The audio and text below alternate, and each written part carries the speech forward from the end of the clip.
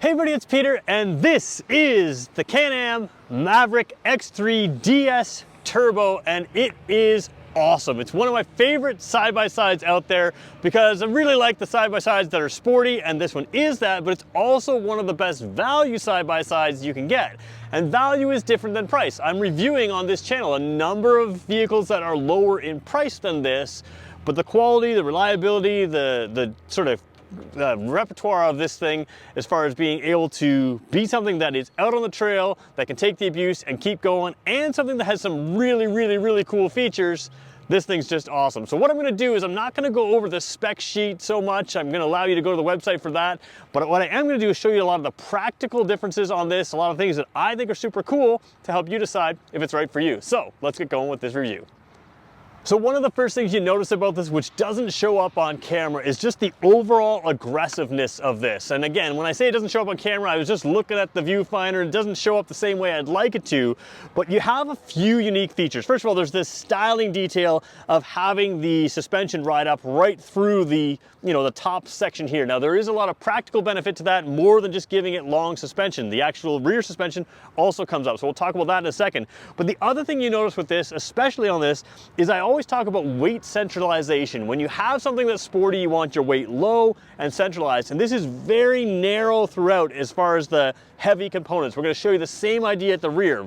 Very narrow throughout, so you right away have just the general geometry and general physics are going to give you something that's very sporty handling and very fun to drive. You throw in the turbo engine, you get about 135 horsepower, and for something like this, it's great. It's a lot of fun for what you need. So taking a look at the details a little closer, let's start with the tires and then work our way up to some of the suspension details and work our way back through this before we head into the dash and take a look inside. So normally I show you the tires from the side of the unit. This thing is 30 by 10 inch tires. I'm gonna show you from the front this time, 30 by 10 front and rear. So 30, of course, a lot larger than some of the other ones you see in different side-by-sides in different lineups. So you've already got that great aggressive tread you can see here, but you've also got a good size. Now the reason I'm filming here is I wanna kind of get this all into one shot. My shadow's gonna come around there, so hopefully that doesn't distract you too much. But you take a look at the suspension setup here, and you've got the double A-arm suspension. So the nice thing is a lot of side-by-sides will have this kind of angle here, but very few have such an aggressive angle up on that A-arm, which is going to give you that true ground clearance right through the whole unit, not just in the center of the unit. So you normally have to come down like this. Sometimes they put a little bit of a drop in there, but this one's got that really aggressive angle. Again, it's going to help you clear everything you want to clear. And then of course you've got the suspension mounting right up there, and the suspension goes right through everything in the top. So we'll show you it from the top, but before we go too far, I want to show you a couple other little things. I'm not going to show you the lights on just because it's hard to show lights on camera anyways. They just doesn't show that well. But I want you to know that everything in here is all LED and quality lighting. Can-Am's basically got great lighting on just about everything right now, so that's a real key piece to enjoying this thing at night. You don't have to put a light bar on this to see what you want to see, but of course if you wanted to, you could. So let's keep going up a little bit and show you the top end of the suspension. We'll talk about some of the benefits of having that suspension ride right through to the top of this unit. So showing you this hood type area where there is a break in that hood or a break in that section, you have something that's interesting. First of all, you've got piggyback shocks. You can't see it from that angle as much. We're going to show you a different angle. But by having this pop up and above, one thing you do have, and we're going to zoom in a little bit here and then we'll show you on a different angle as well. If you take a look there, you do have your adjustable suspension reaching through the top. Now this offers you 20 inches of suspension travel. If you're metric, that's more than half a meter of suspension travel, both front and rear on fully adjustable shocks, front and rear. So let me just take a little different angle and we'll show you what we're looking at here. So we'll come real wide angle for a second. We're around the front, we're around the driver's side of this thing right there. And you can see here without the wide angle that we're looking at the suspension and the piggyback shocks. Now the piggyback shocks are kind of hidden on this one. You can't see them as well as on other ones, but again, you've got your suspension bringing it to the center. So again, center of gravity, all the weight is pushed to the center, but of course the suspension itself is pushed right out to the edges by the wheels. So that's again, helps with your weight centralization.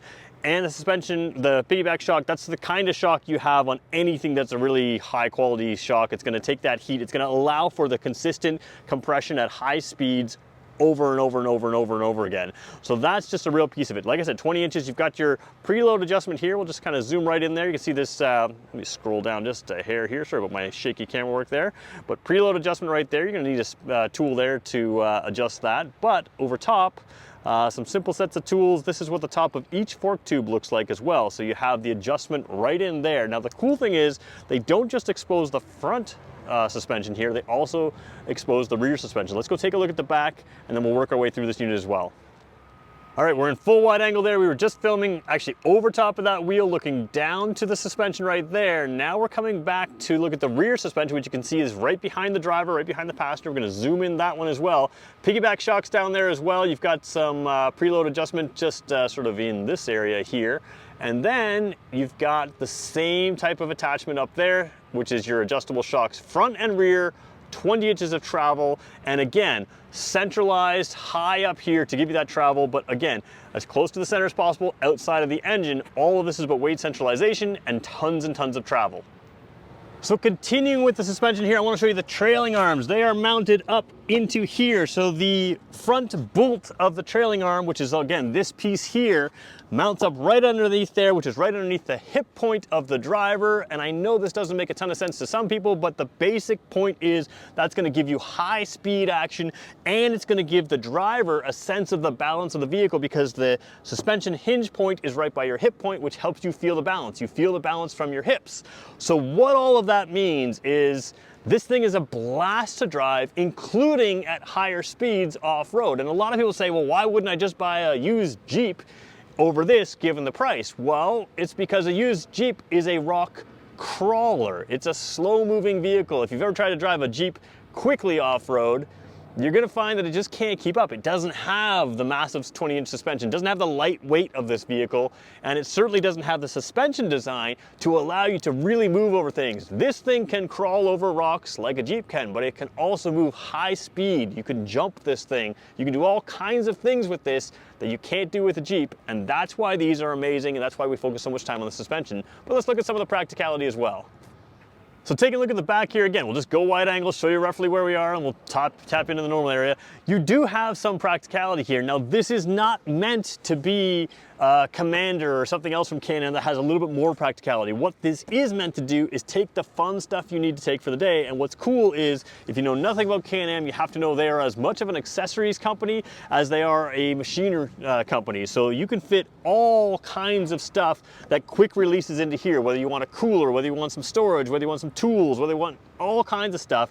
You can fit all that in here, securely latch it down, keep it safe from the mud, and of course it's up high, you know, where you want it, over the rear wheels, that kind of thing. So that's where some of the stuff goes, but I want to take you down a little further here, and we'll try to come back. We'll just try to keep in the same shot. We're gonna have some shaky camera work, but we can do that. Sun shining in our eyes here. Again, this is the kind of thing that doesn't show up great on camera, but it's the little details. You can see, sorry about the shakiness there, you can see the long suspension travel that runs right up through there, right down to the wheel. That's what gives you that long suspension travel. But you can also see that real focus on keeping everything centralized in the weight. And a lot of times, you know, they do that in general, but the exhaust is just an extra piece. And then when you have the exhaust just hanging out to the side and an extra piece, they haven't thought about weight centralization. That means there's other pieces throughout there that kind of, oh, they can fit in around where they go. But the exhaust, dead out the center. Not only does it look cool, again, all of your weight is centralized. That's going to keep this thing as a really predictable handler when you take it out on the trails. So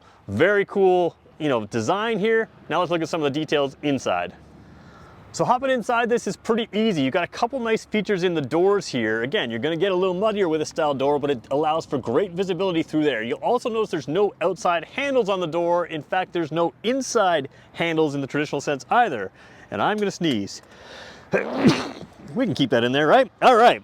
There we go. This is your handle. This is what Porsche 911s put in their race cars. So that is kind of a cool thing to me. I get that some people may want the plastic handle, that kind of thing, but plastic handles, especially as they get cold, they do have an ability to break off.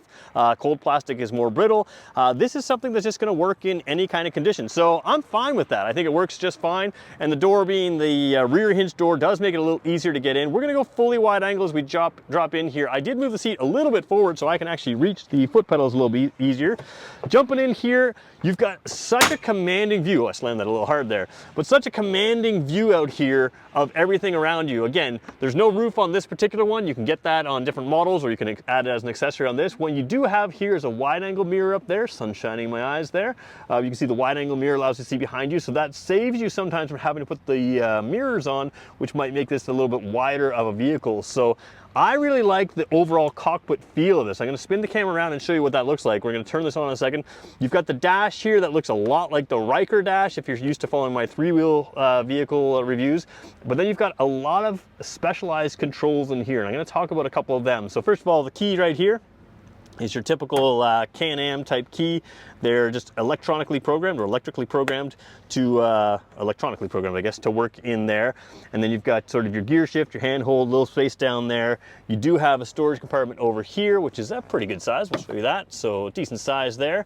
And, but the big thing you have is the way that this thing works. So let's just roll into that for a second. All right, so I've started this up. I'm wearing a mic, and you can hear that I'm talking basically the way I was before.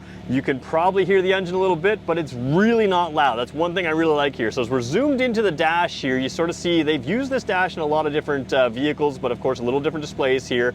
You've got this auto front locking differential, and that's a real big piece of the Can-Am experience. They have this Visco Lock specialized front locking differential, and then of course it's computer controlled as well. Now the other thing you didn't see when I turned it on, it was said performance key, so you can have different little keys that are, again, these digital keys that we have right there.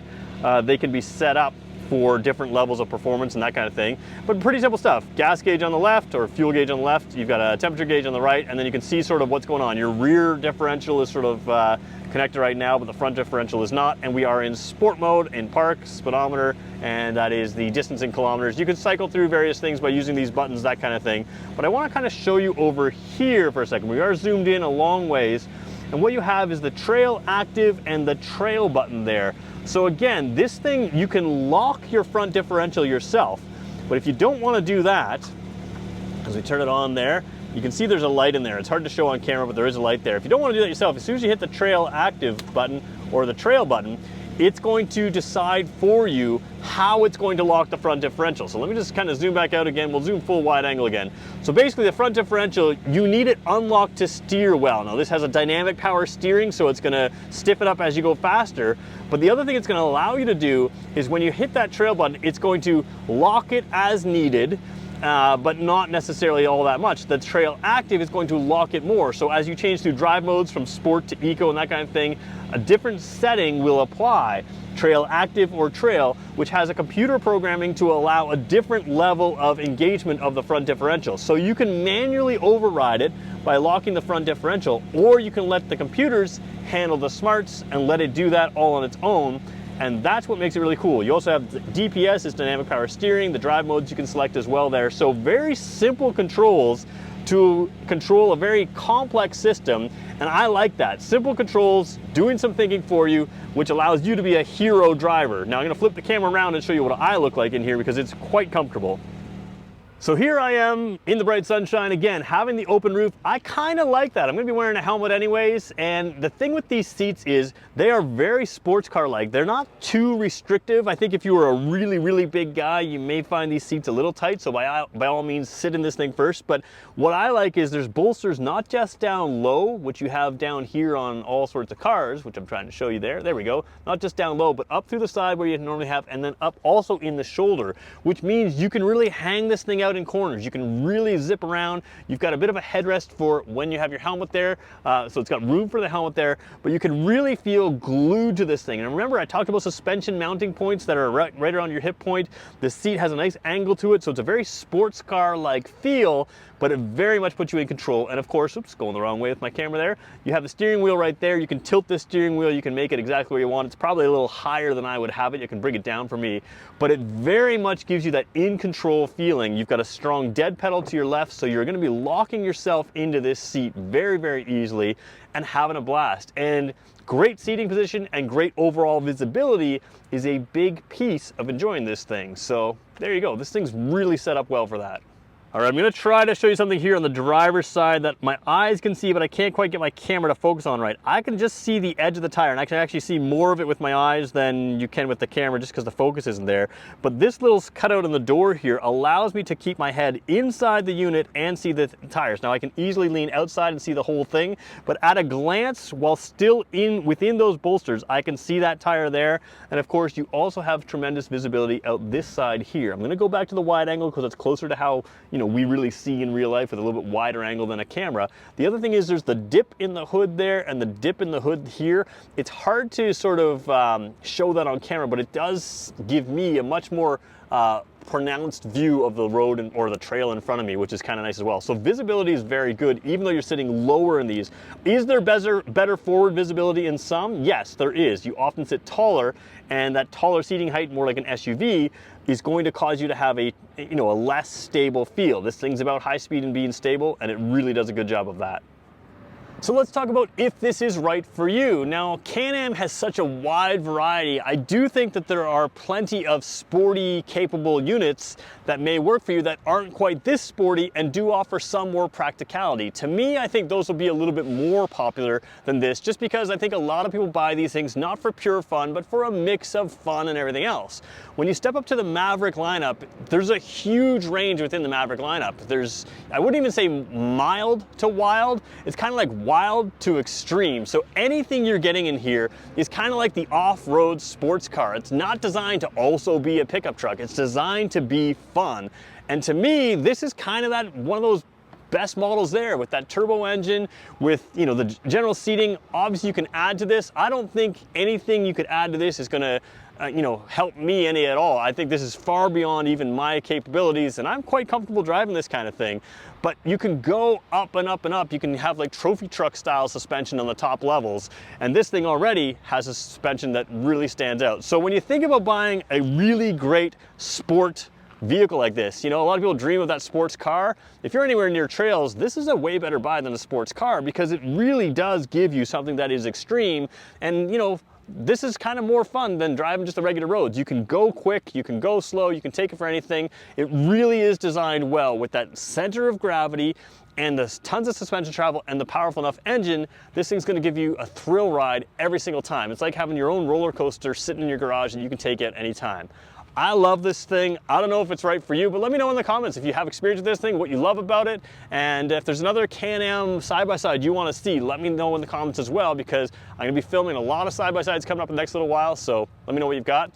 Also, I forgot to mention Extreme Torque Motorsports off the top. These guys are amazing, especially when you consider a unit like this where you have to choose some accessories kind of thing. They'll tell you what you need to do, what you need to get. They'll listen to what your use case is. They'll show you the options. These guys are so knowledgeable in this stuff. They teach me everything I know, and so they're really awesome. Here in Fredericton, New Brunswick is where I'm filming. They got locations across New Brunswick. They are amazing. So give a shout out to them if you made it this far. Leave a like, leave them a shout out as well, and we'll catch you in the next one.